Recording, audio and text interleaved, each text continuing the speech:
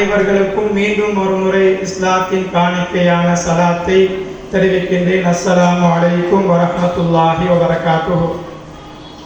அஸ்ஸலாமு அலைக்கும் வரஹ்மத்துல்லாஹி வபரகாத்துஹு. வலைக்கும் ஸலாம்.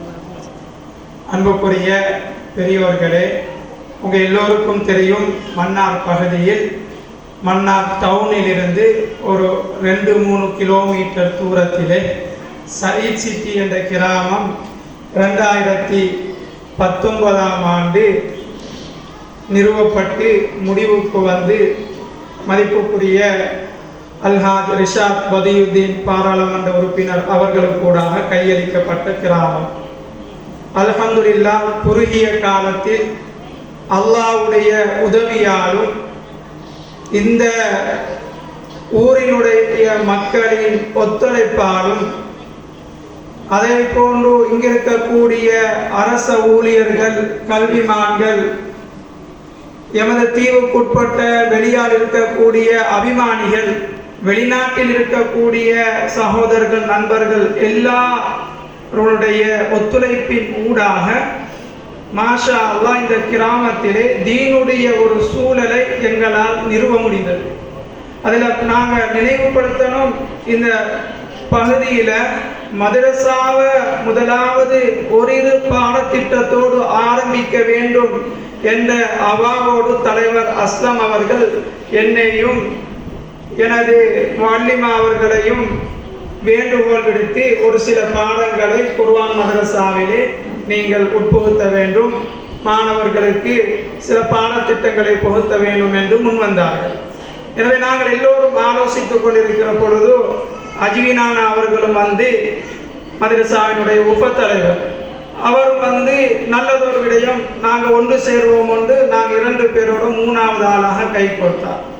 அதே போன்று சியாத் நானா மதரசாவினுடைய முன்னாள் பொருளாளர் அவர்கள் ஆரம்பத்திலே மதரசா உருவாவதற்கு முன்னாலே தனது பிள்ளைகளை வீட்டில் வைத்து கொஞ்சம் ஓதி கொடுங்க, ஹாபிஸ்களை இந்த மண்ணில் உருவாக்கும், புதுசாக உருவான ஊர் என்றெல்லாம் ஆர்வப்படுத்தி பிற்பட்ட அதுக்கு பின்னால் இந்த விடயங்கள் அவங்களுடைய குடும்ப உறுப்பினரான சிராஜ் நானா லண்டன்ல இருக்கிறார், அவருக்கு தெரிய வந்து அவங்க ஃபரான் அகாடமி என்ற ஒரு நிறுவனத்துக்கூடாக சில உதவிகளை மேற்கொண்டு, சில உதவிகள் என்று சொல்றதைக்கான எல்லா உதவிகளும் பொருளாதாரத்தாலையும் கிதாபுகள், பெஞ்சிகள், எல்லா விடயங்களுக்கும் ஒரு ஃபரான் அகாடமி என்ற நிறுவனத்துக்கூடாக இங்கே எமது உப்புக்குளத்தில் இருக்கக்கூடிய யூகேஆர் என்ற நிறுவனத்துக்கூடாக இணக்கப்பாடோடு எங்களுக்கு பல உதவிகளை செய்து 2 வருடத்திற்கு கூடாக அந்த மதரசாவை நாங்கள் அல்ஹம்துலில்லாஹ் ஏனைய நிர்வாகிகள், இப்போ இருக்கக்கூடிய செயலாளர்,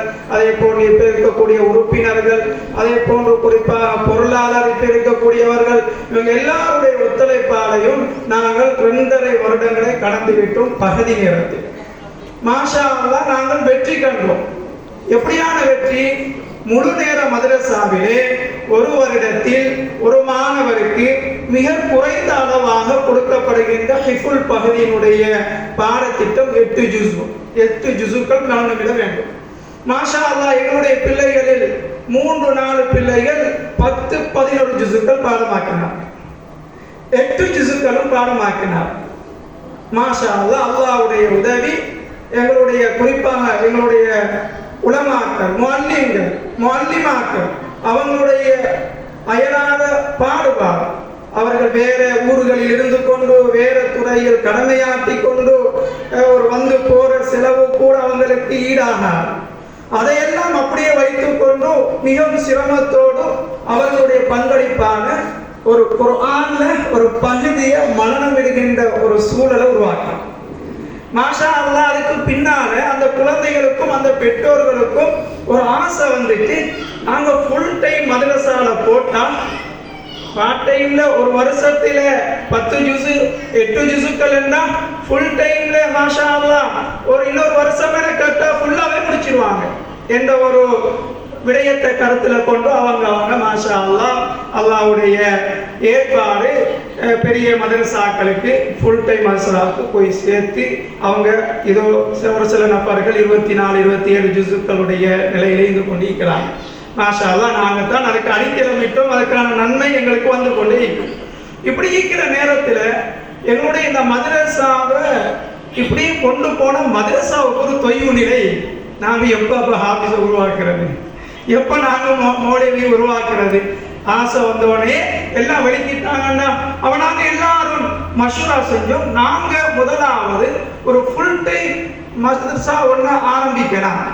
இப்படியான ஒரு மதரசா மஷூரா வந்து போய்க்கிற நேரத்தில் மாஷா அல்லாஹ் அல்லாஹ் தாலா அவங்களுக்கு ஆயுள நீடிக்கணும். அன்வர் கான் அவங்க முன்னாள் தலைவர் திடீர்னு வந்து எங்களுடைய தலைவர் நிர்வாக உறுப்பினர்கள்ட்டையும் எண்ணத்தையும் வந்து குறிப்பாக ஊட்ட கூட்டி கொண்டு போய் மௌலவி வாங்க இந்த ஊட்ட பாருங்க, இதில் நாங்கள் ஃபுல் டைம் மதரசா செஞ்சா என்ன தலைவர் செய்யலாம். ஆனால் நிறைய செலவுகளுக்கு கிட்டத்தட்ட ஒரு மாதத்துக்கு 15 பிள்ளைகளையும் ஒரு 4 உஸ்தாத், ஒரு கோக்கி, அதே போல ஒரு தங்குற கண்காணிப்பாளர், பெண்ணொருவர் தேவை எல்லாம் வச்சு பார்க்குற 10 லட்சம் குறைஞ்சது வருது.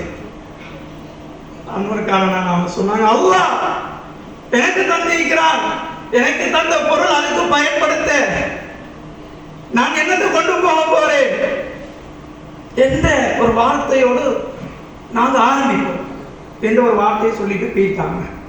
நாம் திடீர்னு அப்படி என்ன செய்யறது, கலைக்கணும், மஷூரா பண்ணணும், இப்படி நாங்கள் அதுக்கு பிறகு எல்லாரும் நிறைய டைம் ஒன்று கூடினோம். எல்லார தலைவருடைய வேண்டுகோள், செயலாளர் அவங்களோட ஒத்துழைப்பு, நிர்வாகிகள் அவங்களோட நேரங்களை அவங்களோட சோழிகள் நிறைய. நாங்கள் இஷாக்கு போடுறது தான் பெரும்பாலும் நிர்வாக கூட்டம் போடுறது. எல்லாம் அரசு உத்தியோகத்தில் இருக்கிறாங்க. காலையிலேருந்து இரவு வரைக்கும் நிறைய பாடுபடுறது. குடும்பத்துக்கான உழைக்க வந்தால் கொஞ்சம் ரெஸ்ட் எடுக்கணும். பிள்ளைகள்